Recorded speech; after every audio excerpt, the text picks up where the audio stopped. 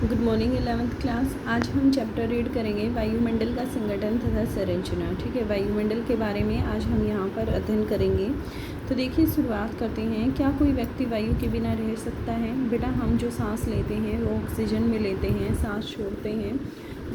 जो हम सांस लेते हैं वो ऑक्सीजन हम ग्रहण करते हैं, और जब हम सांस छोड़ते हैं तो CO2 एटमॉस्फेयर में छोड़ते हैं। ठीक है, और ऐसा इज इट पॉसिबल कि क्या कभी आप ऑक्सीजन के बिना रह सकते हैं? It's not possible. हम लोग 2-3 दिन में 2-3 बार भोजन करते हैं तथा कई बार पानी पीते हैं, लेकिन सांस जो है वह हम प्रत्येक सेकंड में लेते हैं। जीवित रहने के लिए वायु सभी जीवों के लिए आवश्यक है। यदि हमें कोई भी जीव है उसके लिए, सभी के लिए वायु जो है वह आवश्यक है, मैंडेटरी है। मनुष्य जैसे कुछ जीव बिना भोजन और पानी के लिए कुछ समय तक जीवित रह सकते हैं, लेकिन सांस लिए बिना कुछ मिनट भी जीवित रहना हमारे लिए संभव नहीं होता है। यही कारण है कि हमें वायुमंडल का विस्तृत ज्ञान होना चाहिए। वायुमंडल विभिन्न प्रकार के गैसों का मिश्रण है। यह पृथ्वी को सभी ओर से ढके हुए है। इसमें मनुष्य एवं जंतुओं के जीवन के लिए आवश्यक है गैसें जैसे कि ऑक्सीजन तथा पौधों के लिए जीवन के लिए कार्बन डाइऑक्साइड पाई जाती है। वायु पृथ्वी के द्रव्यमान का अभिन्न भाग है तथा इसके कुल द्रव्यमान का 99% पृथ्वी की सतह से 32 किलोमीटर की ऊंचाई तक स्थित है। वायु जो है वह रंगीन है, गंधहीन है। जब यह पवन की तरह बहती है तभी हमें इसे महसूस कर सकते हैं। वायुमंडल का संगठन देख लेते हैं।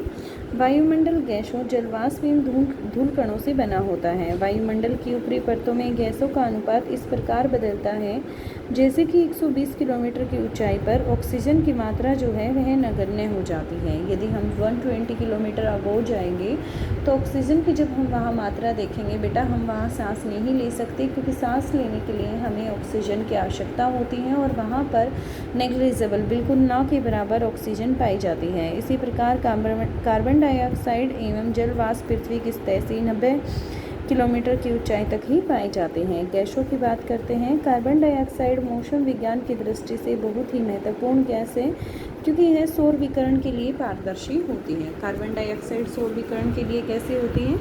पारदर्शी होती है, ट्रांसपेरेंट होती है, लेकिन पार्थिव विकिरण के लिए यह अपारदर्शी होती है।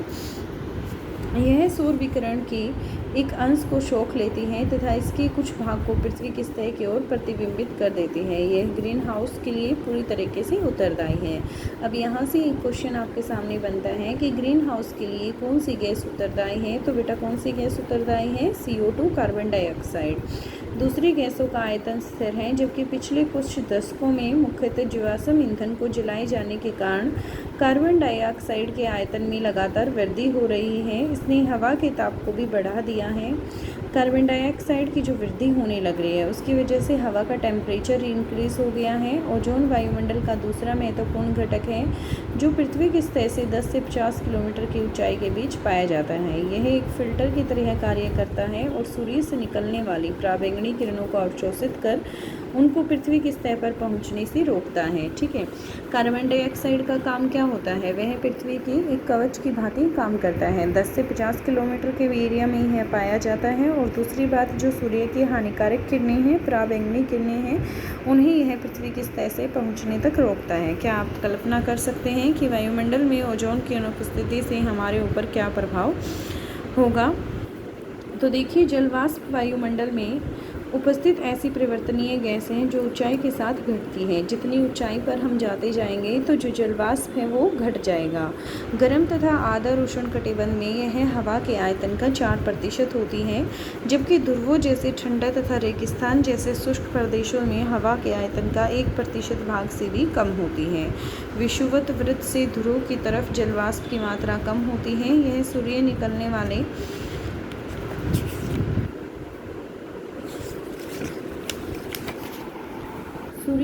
वाले ताप के कुछ भाग को अवशोषित करती हैं तथा पृथ्वी से निकलने वाले ताप को संग्रहित करती हैं। इस प्रकार यह एक कंबल की तरह कार्य करती है तथा पृथ्वी को न तो अधिक गर्म न ही अधिक ठंडा होने देती हैं। जलवाष्प जो है वह वायु को स्थिर तथा अस्थिर होने में योगदान देती हैं। अब हम पढ़ेंगे यहाँ पर धूल कणों के बारे में। तो देखिए, वायुमंडल में छोटे छोटे ठोस कणों को भी रखने की क्षमता होती है। ये छोटे कण विभिन्न स्रोत जैसे कि समुद्री नमक, महीन मिट्टी, धुएं की कालिमा, राख, पराग, धूल तथा उल्काओं के टूटे हुए कण से निकलते हैं। धूलकण प्राय वायुमंडल के निचले भाग में मौजूद होते हैं, फिर भी संवहनीय वायु प्रवाह इन्हें काफ़ी ऊंचाई तक ले जा सकता है। धूलकणों का सबसे अधिक जमाव जो है वो उपोष्ण और शीतोष्ण प्रदेशों में सूखी हवा के कारण होता है, जो विषुवत और ध्रुवीय प्रदेशों की तुलना में यहाँ अधिक मात्रा में होते हैं। धूल और नमक के कण आर्द्रताग्राही केंद्र की तरह कार्य करते हैं, जिसके चारों ओर जलवाष्प सम्मिलित होकर मेघों का निर्माण करता है। अब वायुमंडल की संरचना देख लेते हैं। वायुमंडल जो है वे अलग अलग घनत्व तथा तापमान वाली विभिन्न परतों का बना होता है। पृथ्वी की सतह के पास घनत्व अधिक होता है, जबकि ऊंचाई बढ़ने के साथ जो है यह घनत्व घटता जाता है। तापमान की उपस्थिति के अनुसार वायुमंडल को 5 विभिन्न स्तरों में बांटा गया है। ये हैं सौममंडल, समताप मंडल, मध्य मंडल व वायुमंडल व बहिर्मंडल इसे कहा जाता है। सौममंडल वायुमंडल का सबसे नीचा स्तर है। इसकी ऊंचाई सतह से 13 किलोमीटर है। यह ध्रुव के निकट 8 किलोमीटर तथा विषुवत पर यह 18 किलोमीटर की ऊंचाई तक है। सौममंडल की मोटाई विषुवत वर्त पर सबसे अधिक है, क्योंकि तेज वायु प्रवाह के कारण ताप का अधिक ऊंचाई तक संवहन किया जाता है। इस स्तर में धूलकण तथा जलवाष्प मौजूद होते हैं। मौसम में परिवर्तन जो है वह इसी स्तर में होता है। इस स्तर में प्रत्येक 165 मीटर की ऊंचाई पर 1 डिग्री तापमान जो है वह घटता जाता है। जैविक क्रिया के लिए यह सबसे महत्वपूर्ण संस्तर है। सौममंडल और समतापमंडल को अलग करने वाले भाग को क्षोभ सीमा कहते हैं। विषुवत वृत्त की ऊपर क्षोभ सीमा में हवा का तापमान -80 डिग्री सेल्सियस से ध्रुव के ऊपर -45 डिग्री तक होता है। यहाँ पर तापमान स्थिर होने के कारण इसे क्षोभ सीमा भी कहा जाता है। समतापमंडल इसके ऊपर 50 किलोमीटर की ऊंचाई तक पाया जाता है। सप्ताहमंडल एक महत्वपूर्ण लक्षण यह है कि इसमें ओजोन परत पाई जाती है। अब आपसे क्वेश्चन किया जाए बेटा यहाँ पे कि ओजोन परत कौन से मंडल में पाई जाती है, तो समताप मंडल में ओजोन परत पाई जाती है। यह परत पराबैंगनी किरणों को अवशोषित कर पृथ्वी को ऊर्जा के तीव्र तथा हानिकारक तत्वों से बचाती है। मध्य मंडल समताप मंडल के ठीक ऊपर 80 किलोमीटर की ऊंचाई तक फैला हुआ है। इस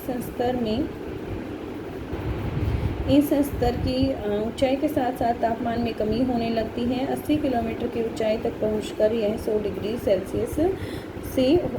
डिग्री सेल्सियस हो जाता है। मध्य मंडल की ऊपरी परत को मध्य सीमा कहते हैं। आयनमंडल मध्य मंडल के ऊपर 880 से 400 किलोमीटर के बीच स्थित होता है। इसमें विद्युत अवशोषित कण पाए जाते हैं, जिन्हें आयन कहते हैं, इसलिए आयन मंडल के नाम से इसे जाना जाता है। पृथ्वी के द्वारा भेजी गई रेडियो तरंगे इसी स्तर के द्वारा वापस पृथ्वी पर लौट आती हैं। यहाँ पर ऊंचाई बढ़ने के साथ ही तापमान में वृद्धि शुरू हो जाती है। वायुमंडल का सबसे ऊपरी स्तर जिसे क्या कहा जाता है, बहिर्मंडल, एक्सोस्फीयर इसे बोला जाता है। यह सबसे ऊंचा स्तर है तथा इसके बारे में बहुत कम जानकारी है। इस स्तर में मौजूद सभी घटक विरल हैं, जो धीरे धीरे बाहरी अंतरिक्ष में मिल जाते हैं। यद्यपि वायुमंडल के सभी संस्तर हमें प्रभावित करते हैं, फिर भी भूगोल वेता वायुमंडल के पहले 2 संस्तरों का ही अध्ययन करते हैं। मौसम और जलवायु के तत्व, ये हम बेटा इनके बारे में जो डिटेल में स्टडी करेंगे वो हमारे नेक्स्ट चैप्टर होंगे 9, 10, 11। ये आपका चैप्टर कंप्लीट है। कल हम इसके क्वेश्चन आंसर करेंगे।